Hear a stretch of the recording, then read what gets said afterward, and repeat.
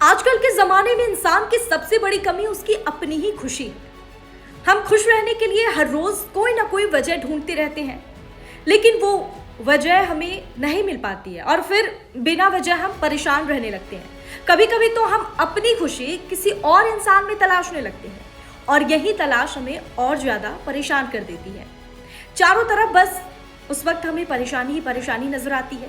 लेकिन सबसे बड़ा सवाल ये है कि हमें खुश रहने के लिए किसी और की ज़रूरत क्यों पड़ती है? इसके पीछे असली वजह क्या है? हम क्यों खुद के अंदर नहीं देखते कि क्या कमी है? हम क्यों नहीं सोचते हैं, या फिर आप क्यों नहीं सोचते कि इंसान अपनी खुशी किसी और में क्यों ढूंढने लग जाता है? क्यों लगता है कि कोई और आएगा, कोई और हमें समझेगा और हमें खुश करेगा और हमारी ज़िंदगी की खाली जगह है, जो खालीपन है, उसे भर देगा? शायद इसलिए इंसान अपने अंदर झांकना बंद कर देता है और डरता है और फिर दुनिया से उम्मीद बढ़ जाती है। लेकिन किसी व्यक्ति को खुश रहना है तो ओशो ने कुछ अच्छी बात कही है। अगर ये बात आपको पता हो तो आप भी खुश रहेंगे, संतुष्ट रहेंगे और सबसे बड़ी बात यह है कि आप भी टेंशन फ्री रहेंगे। तो ये बात गांठ बांध लीजिए, क्योंकि बढ़ते तनाव और बेवजह की बातों से परेशान तो आप भी ज़रूर होते होंगे।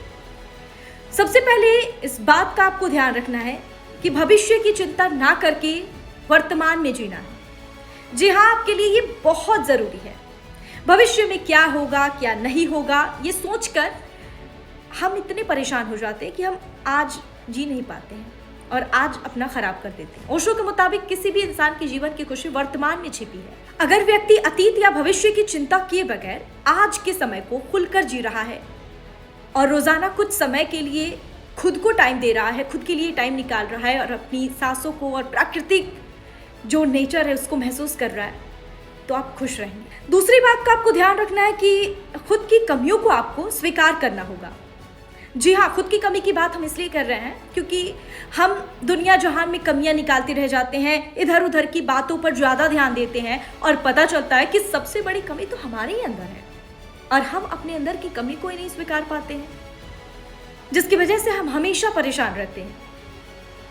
तीसरी बात है, खुद को अभिव्यक्त करें। जी हाँ, ओशो मानते हैं कि रचनात्मक और अपनी बात खुलकर कहना ही असली खुशियों का आधार है। अपनी भावनाओं और सोच को दबा कर न रखें। जीवन में किसी न किसी शौक को जगह दें, कुछ ऐसा जो आपको खुद से जोड़ दे। जब आप अपने मन की बात आसानी से व्यक्त कर पाते हैं ना, तब आपके अंदर एक अलग ही हल्कापन और खुशी महसूस होती है।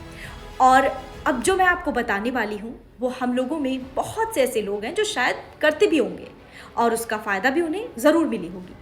जी हाँ, हम बात कर रहे हैं मेडिटेशन की। मेडिटेशन को अपनी आदत ज़रूर बनाएं।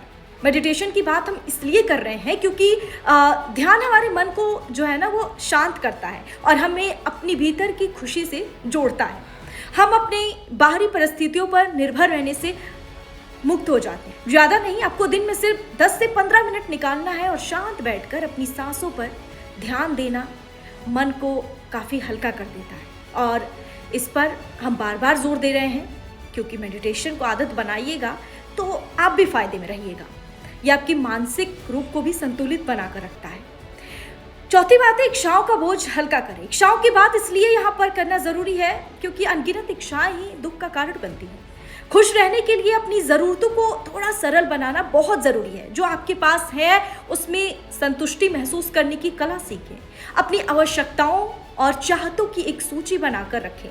सच में यकीन मानिए, जिन चीज़ों की आपको ज़रूरत है उसकी सूची बनाइएगा तो बेवजह परेशान नहीं होइएगा और जीवन में आप हल्का महसूस कीजिएगा, जो बहुत ज़रूरी है। तो सोचिए, जितनी भी बातें मैंने आपको बताई है उसमें से क्या एक भी बात आपकी लाइफस्टाइल में शामिल है? बी ऑनेस्ट, क्योंकि आज के समय में हमारी खुशी सबसे ज़्यादा इम्पॉर्टेंट है।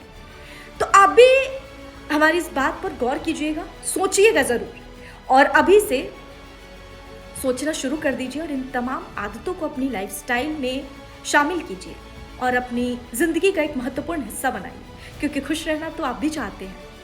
वीडियो अच्छी लगे तो लाइक और चैनल को सब्सक्राइब करना ना भूलें।